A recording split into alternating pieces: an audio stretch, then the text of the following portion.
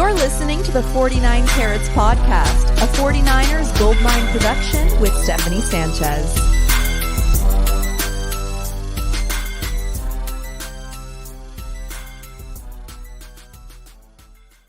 What's going on, everyone? Welcome to another edition of the 49 Carats podcast. I'm your host, Steph. It is Friday, April 26th. We are in the middle of the NFL draft.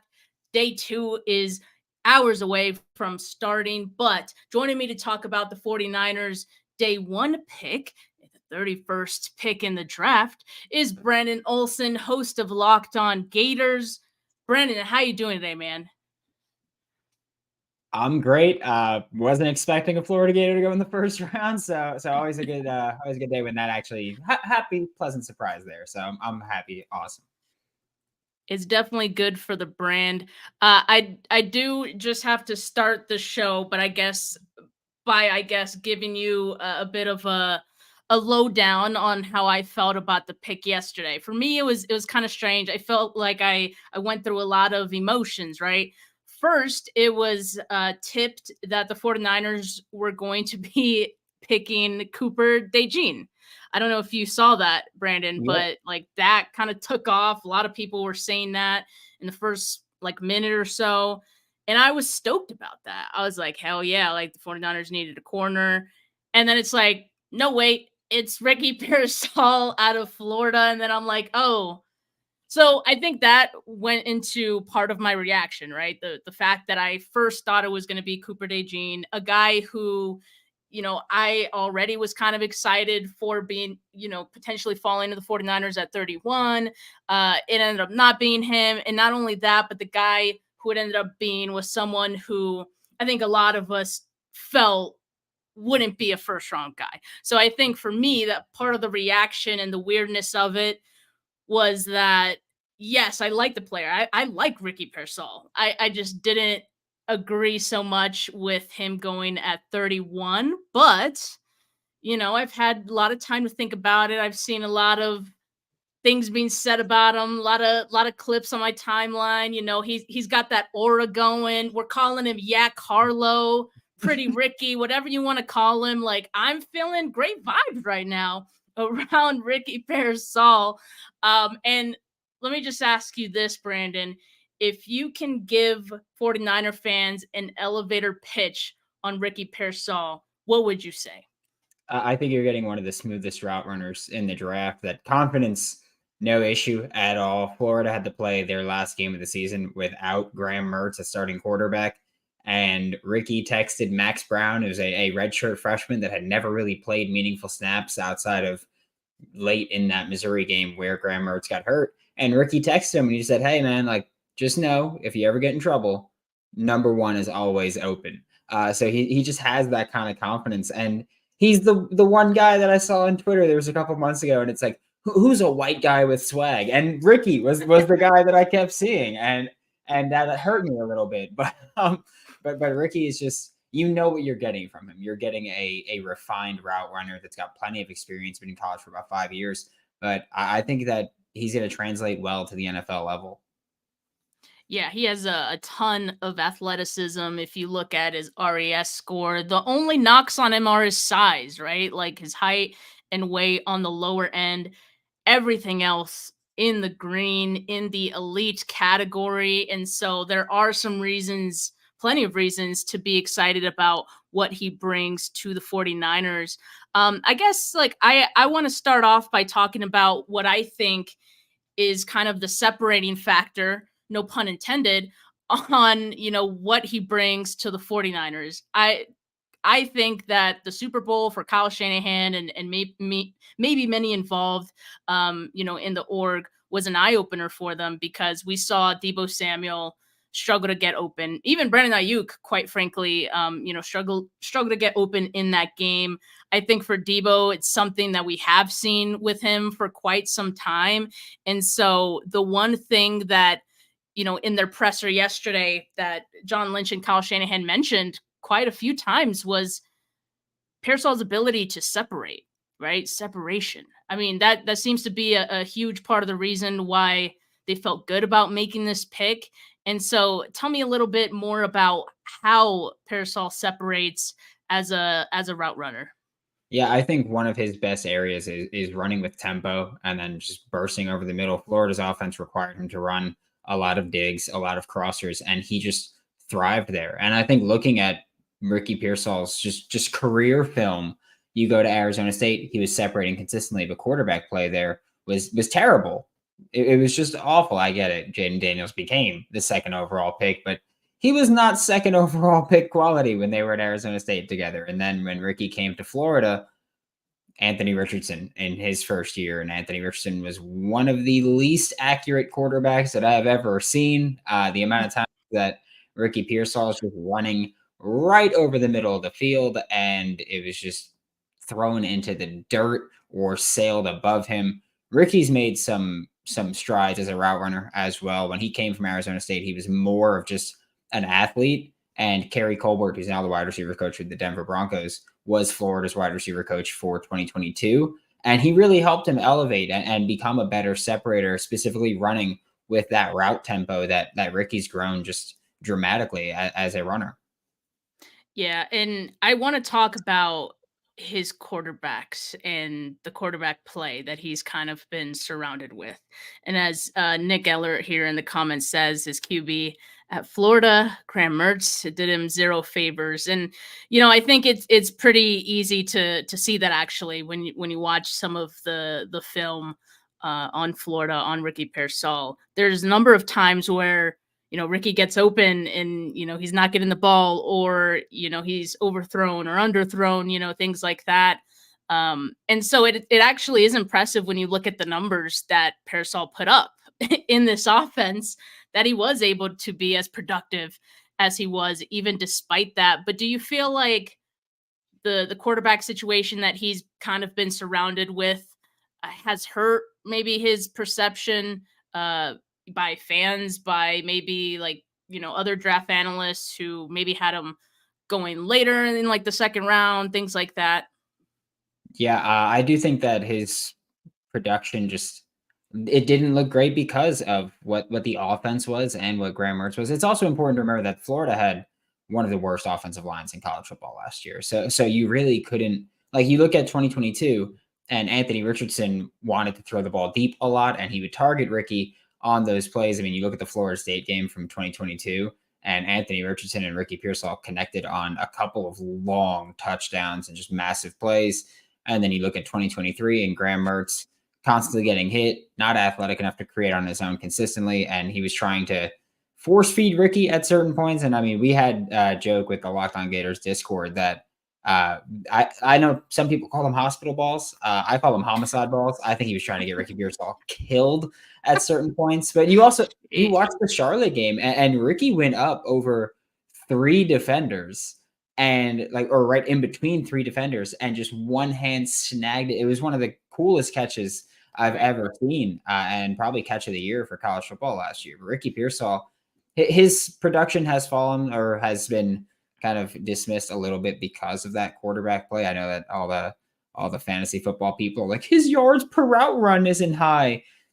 I mean, you put in an offense that the quarterback, Graham Mertz, averaged, I think it was 7 yards per depth of target, which is just atrocious. And it was just check down Charlie there that I do think they'll improve, but that's besides the point. Ricky, yeah, his film is a lot better than his production.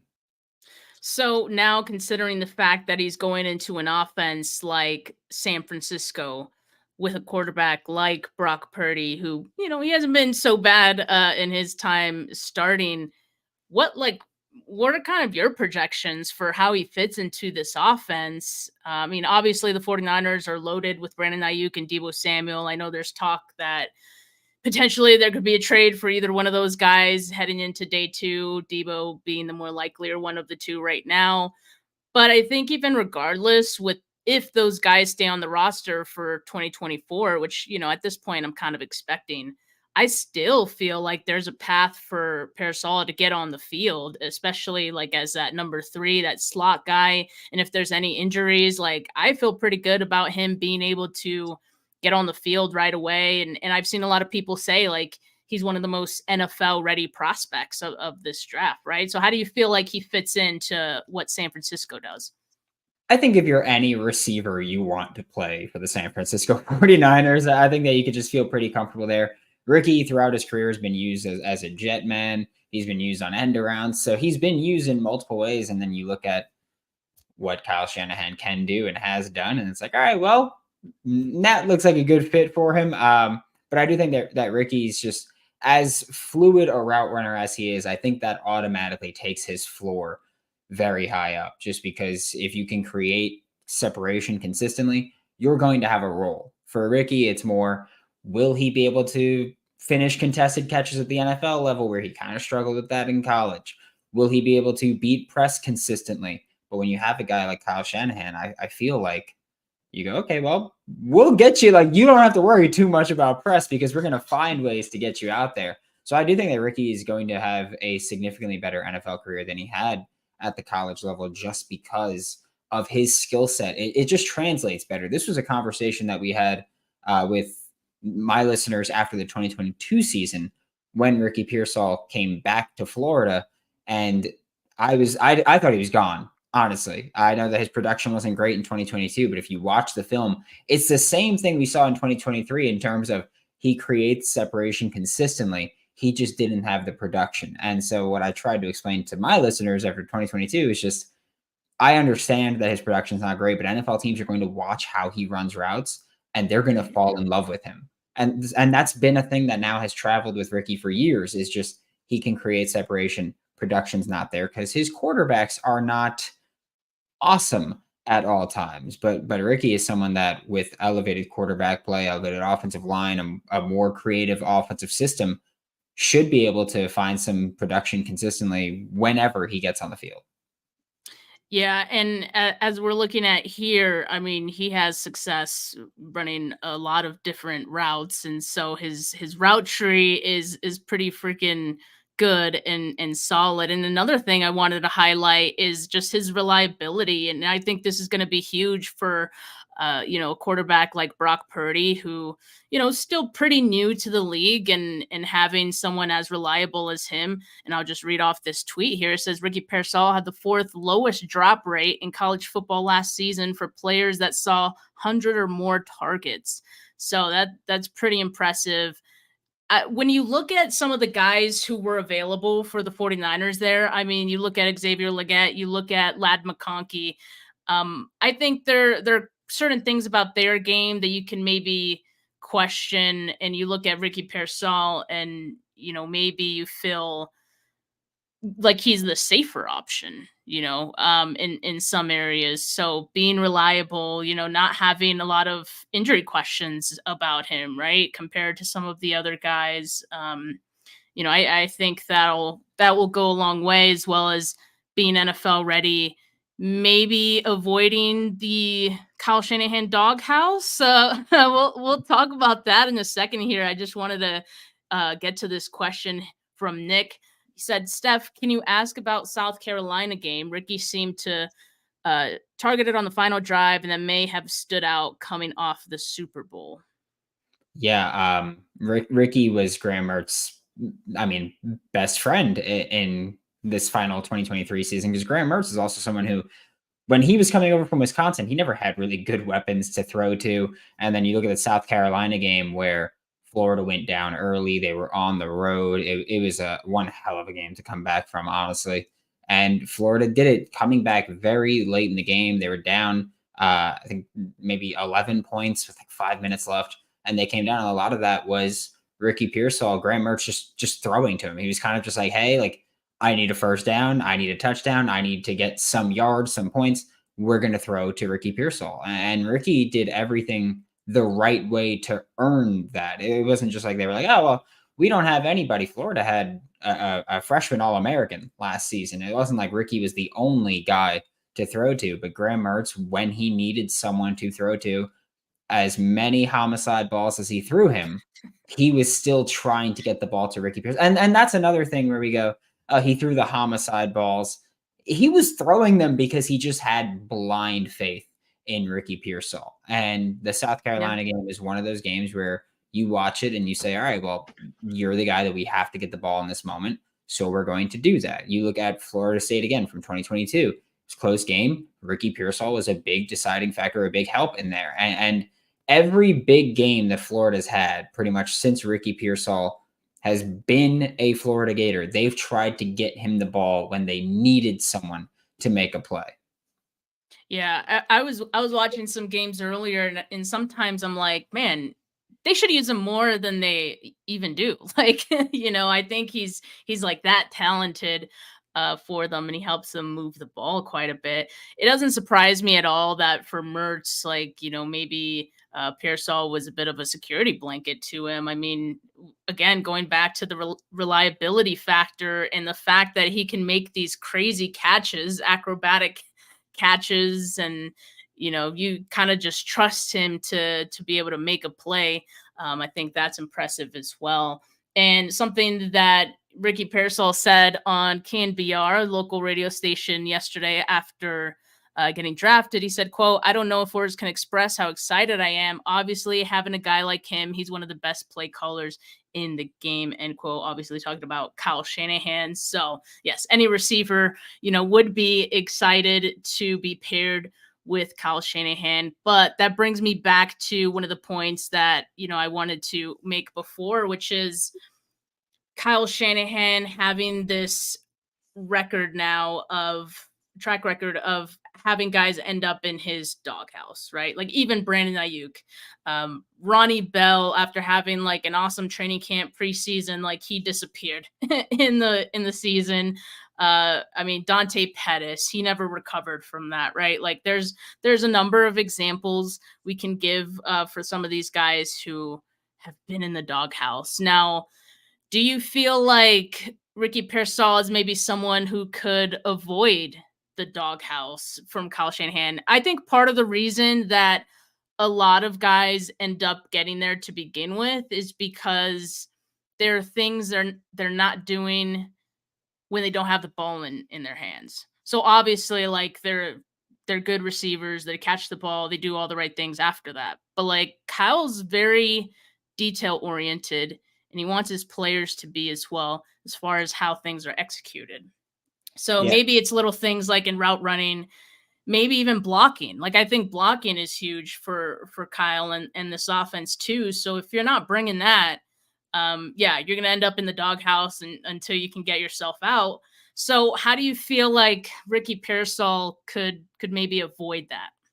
Yeah, I do think that Ricky, as a route runner, like that's his bread and butter. I do think that Florida's offense, as much as Florida Gators fans may hate it for being boring, vanilla, whatever you want to say about it, there's not necessarily, oh, we're throwing the ball to this guy on this play. Like quarterback gets to make those decisions.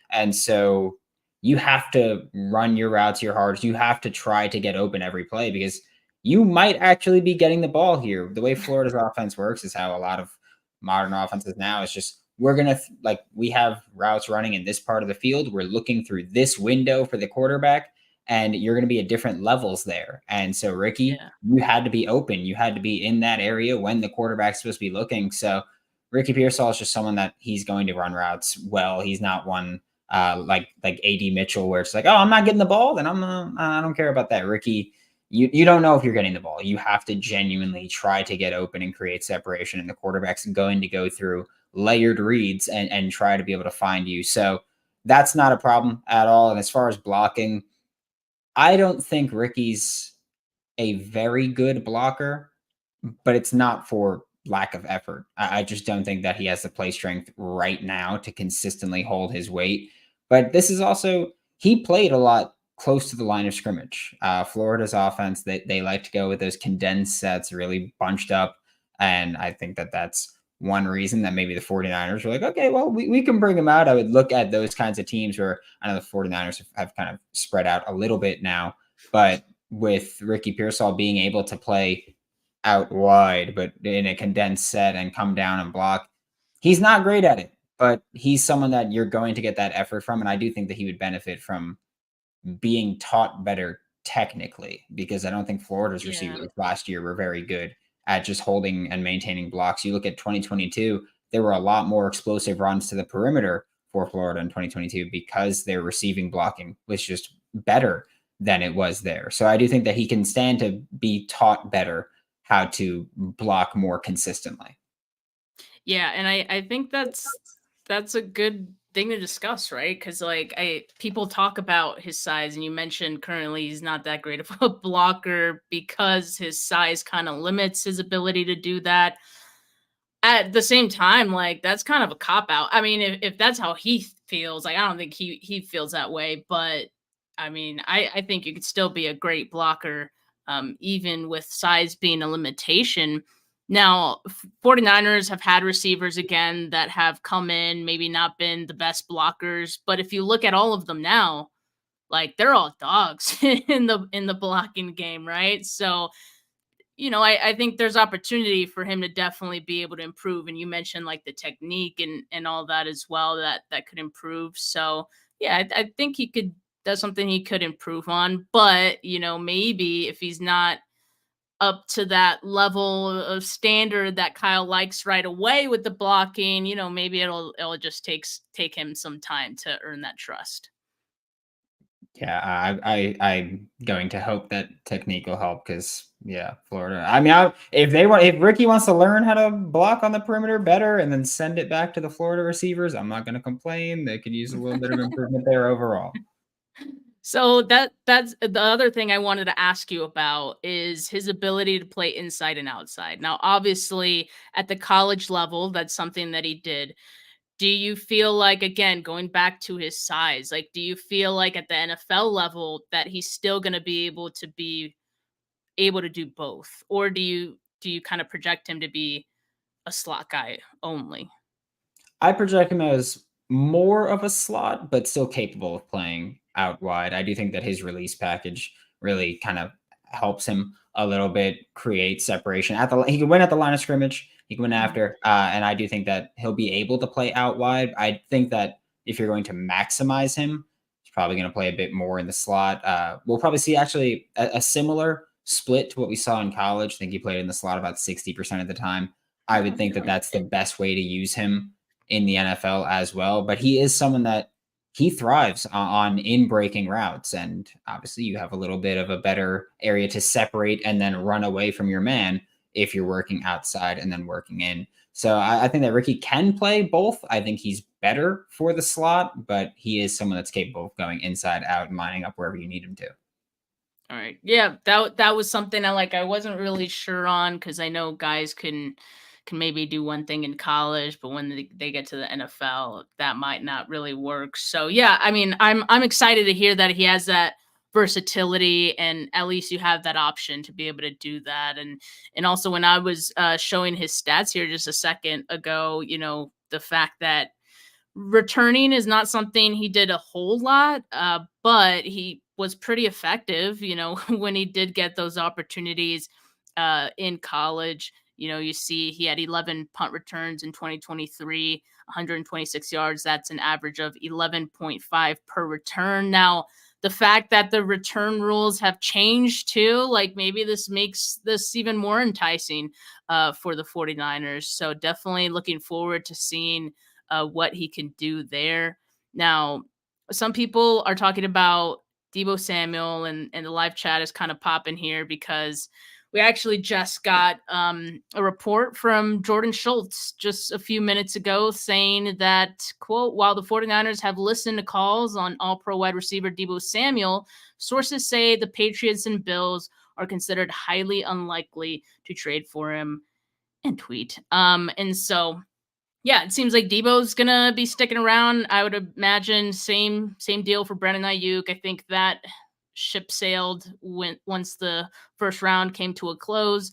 So it's gonna be BA, it's gonna be Debo, and it's gonna be Ricky Pearsall for the 49ers in 2024. That's a pretty exciting group, I must say. So for Brock Purdy to have those weapons in addition to the guys that he already has, George Kittle and Christian McCaffrey. I mean, this is not too bad. It's not too bad. I'm definitely not mad at what they're building here on their offense. But for those of you that were worried about Debo moving on, it seems unlikely at this time. Now, to just give one last look at what the 49ers have available to them in day two, rounds 2 and 3, they have pick 63 and pick 94 in the third round. Now, you see, they have plenty of fourth round picks, though. So I expect the 49ers to maybe move up in the second round, maybe in the third.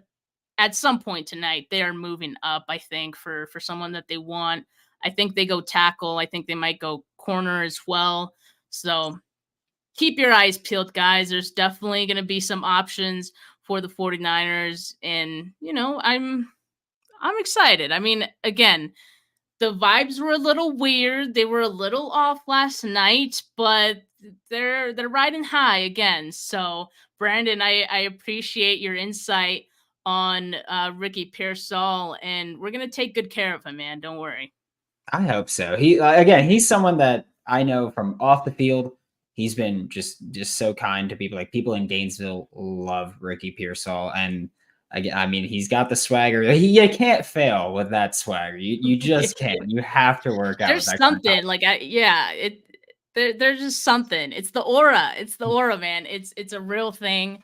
I think he's gonna fit in just fine. I can already see him being towards the beginning of the walkout, the tunnel walkout with the speakers. He's gonna be all up in there. So I'm excited. I'm looking forward to it. Definitely have warmed up to this pick. So again, Brandon, thank you so much for joining me today to talk about them. And thank you everyone that tuned in. Make sure you like this video. Make sure you subscribe to the channel if you haven't yet. Man, going to be going live later with Rob during the 49ers picks. And then after that, doing an instant reaction show. I think Desi is going to be joining me for that one. So stay tuned to that. Make sure you hit the notification bell so you know when I go live. For now, temporarily, have a good Friday. I'll talk to you guys in a bit. But peace, guys.